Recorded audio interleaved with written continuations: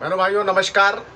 आध्यात्मिक वेदांग ज्योतिष के ग्रहवाणी चैनल पर मैं पंडित दिनेश नारायण पांडे आप सभी का हार्दिक अभिनंदन करता हूं, आपका स्वागत करता हूं, आपको धन्यवाद देता हूं कि मेरे चैनल ग्रहवाणी को आप देखते हैं, मुझ पर विश्वास करते हैं।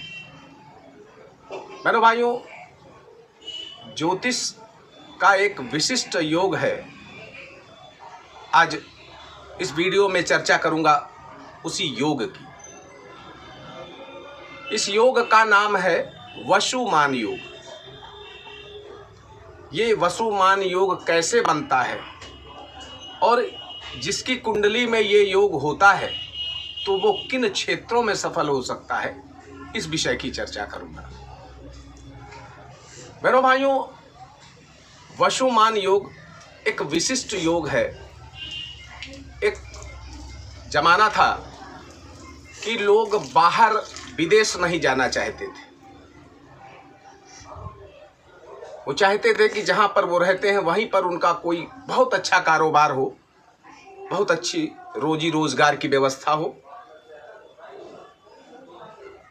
तो यह योग उसी को इंडिकेट करता है। लेकिन आज मायने बदल गए हैं। तो इस योग का जो शाब्दिक अर्थ है उस पर ना जा करके इसके भाव के अर्थ पे जाना चाहिए। इस योग में कहा गया है कि व्यक्ति जहां रहता है वहीं पर रह करके वो इतना बड़ा व्यापार कर सकता है, इतना बड़ा रोजी रोजगार की व्यवस्था उसके जीवन में हो जाती है कि उसे दर दर भटकने नहीं जाना पड़ता है। अब आज के परिवेश में देखा जाए तो ऑनलाइन मार्केटिंग का क्षेत्र, टेली मार्केटिंग का क्षेत्र, आईटी का क्षेत्र, सोशल साइट्स का क्षेत्र, यूट्यूब, फेसबुक इत्यादि के माध्यम से धन कमाने का योग, ये सब भावार्थ में आ जाते हैं। यानी आपकी कुंडली में ये योग है तो आप इन क्षेत्रों में विशेष सफलता प्राप्त करेंगे, टॉप क्लास सफलता प्राप्त करेंगे। योग क्या है? आप अपनी जन्म कुंडली खोल लें और देखें। अगर आपकी जन्म कुंडली में ये योग है तो बेशक आप इन क्षेत्रों में अपार सफलता प्राप्त करेंगे और रोजी रोजगार के लिए आपको दर दर भटकने की जरूरत होल लाइफ नहीं पड़ेगी। शास्त्रकारों ने कहा कि जन्म लग्न से तीसरा भाव, छठवां भाव, 10वां भाव और 11वां भाव ये उपचय स्थान कहे जाते हैं। और इन भावों में कोई शुभ ग्रह हो। अब शुभ ग्रह कौन से होते हैं?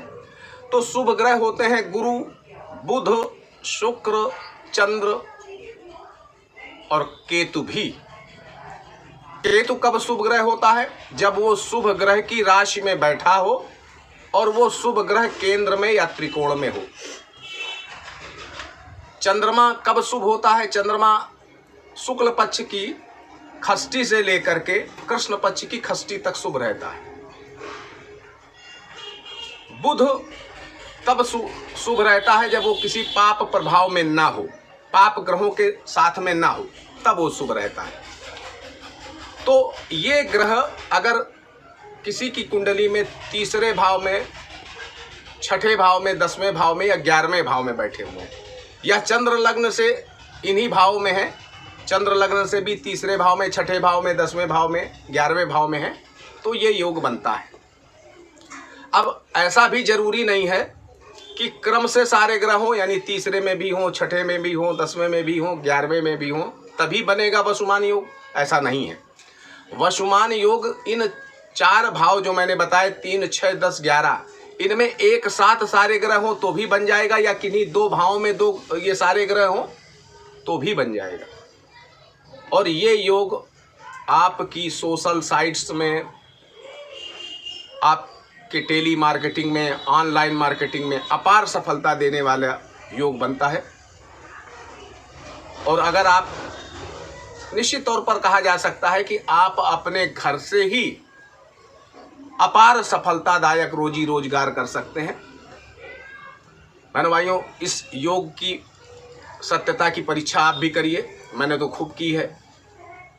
आप सुखी रहें, समृद्ध रहें, इसी मंगलमयी कामना के साथ आपसे विदा लेता हूं। एक बार प्रेम से बोलिए जय माता की।